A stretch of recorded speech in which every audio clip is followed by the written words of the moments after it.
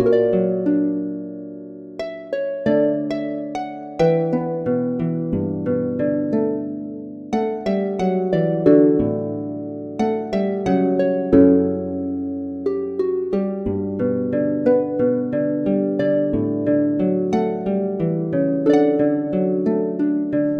to Judith's garden. The garden naturally divides into areas.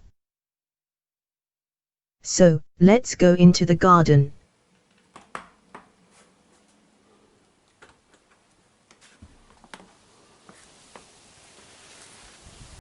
This sketch map will show us the way around. Taking an anti-clockwise tour, we start at the hydrangea and take a look at the west border.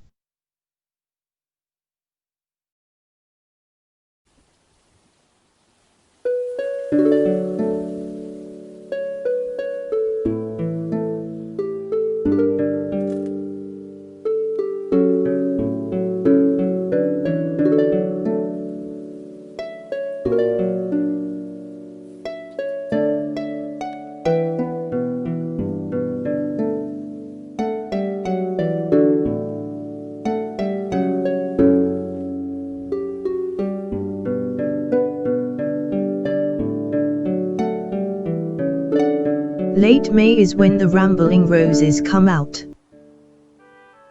It attracts bees of all kinds.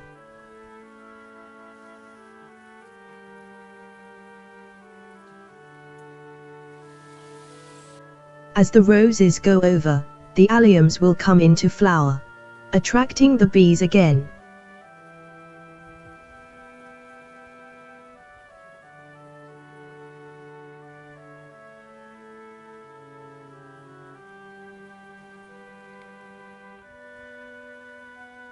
Species gladioli are on the wane now, but frequently, bees are often seen going into the horn-shaped flower.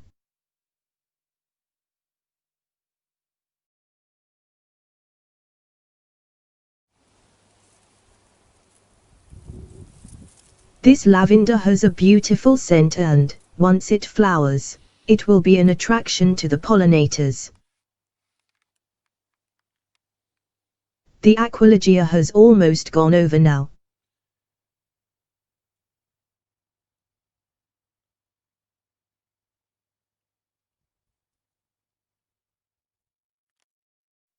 Above the aquilegia is the bird feeder. The main visitors are goldfinches with the occasional sparrows in spring. 2 years ago, Judith collected the seeds from Sweet Williams. They grew and last year, flowered. Being biennial, it was a surprise that this year, there is another show. Antirrhinums or snapdragons seem to be giving a good show this year.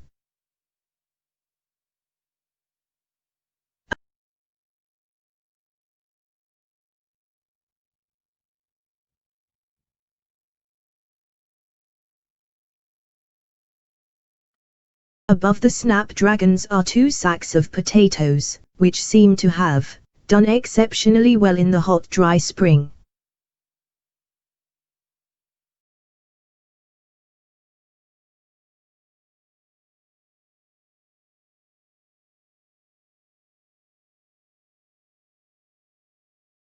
At the end of the west bed is a patch of bergenias, otherwise known as elephant ears on account of the large leaves. There is little room for a compost heap, but this bin makes an excellent wormery. Crossing over the path onto the east border, there are 3 particular areas. The first is the end section. Hellebores occupy an area nearest to the back gate. Moving across the rockery, there are remnants of species gladioli that have gone over now.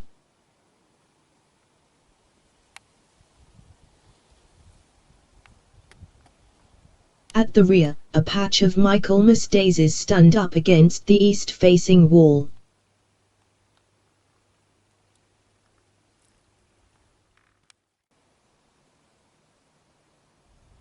The rose has flowered and a couple of buds are ready to burst.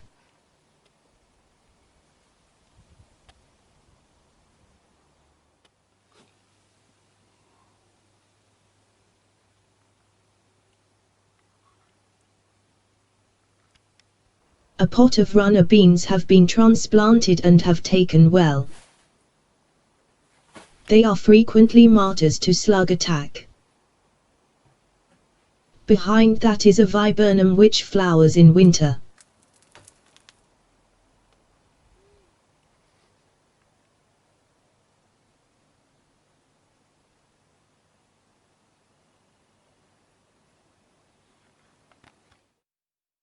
We move back up the garden a little to the square-foot garden. A cage has been put round it to inhibit cats from using it as a litter tray. Inside, broad beans are in flower and pods are developing on some plants. Garlic has grown excellently in the warm spring weather. They have benefited from frequent watering. An exploratory dig shows they are ready for harvest. Here's one Richard harvested. It's ready for drying and eating. There is a row of spring onions, but they have not germinated yet.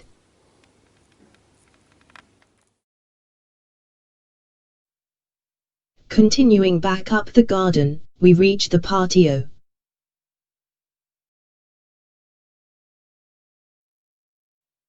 Just in front of the patio is a bucket of sweet peas. They are another leguminous plants that attract mollusk invasion. Several pots are placed on the patio for the plants to be transplanted.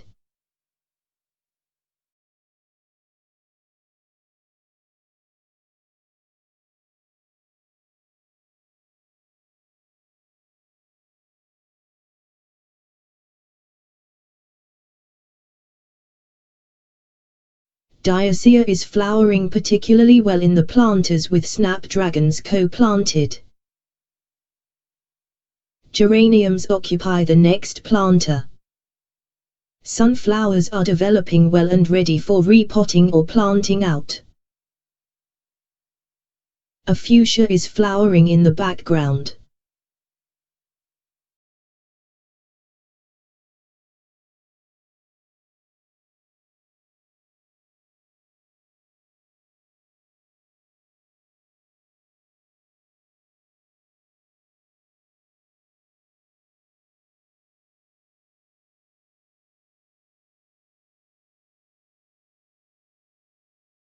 A young pyracantha and a couple of hawthorns will need a home in the next year.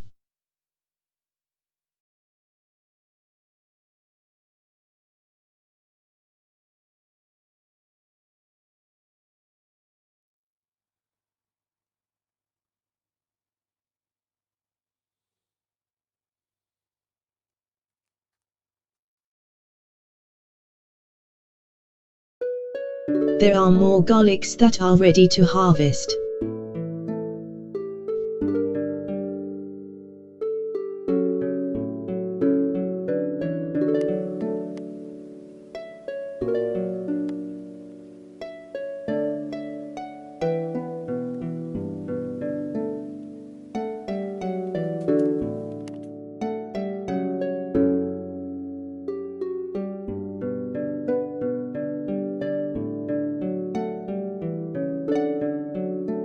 The strawberries may not show this year. The Lampranthus is a brilliant red and comes out in full sunlight.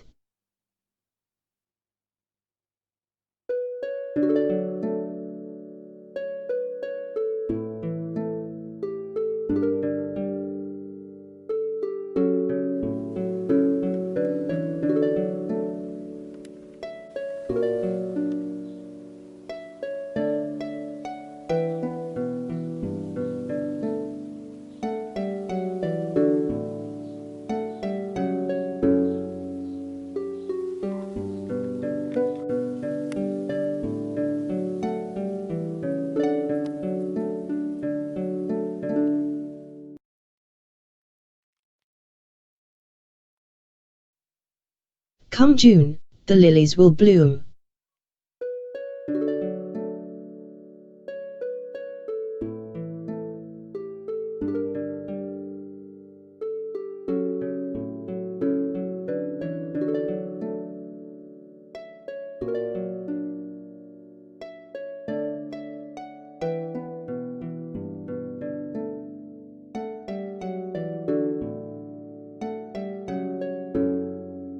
Let's not forget the pear tree with its fruit beginning to set.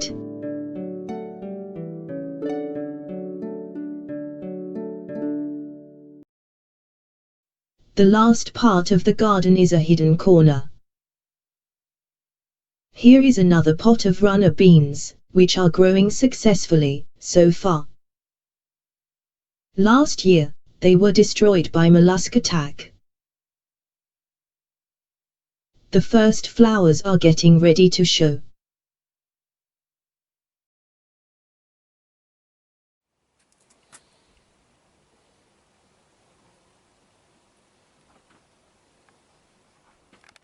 The grow house has been a great addition to the garden for starting plants off.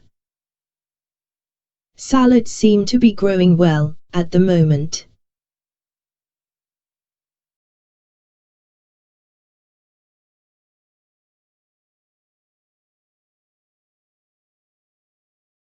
As we have had so little rain, this temporary structure is designed to catch as much water as possible when any rain falls.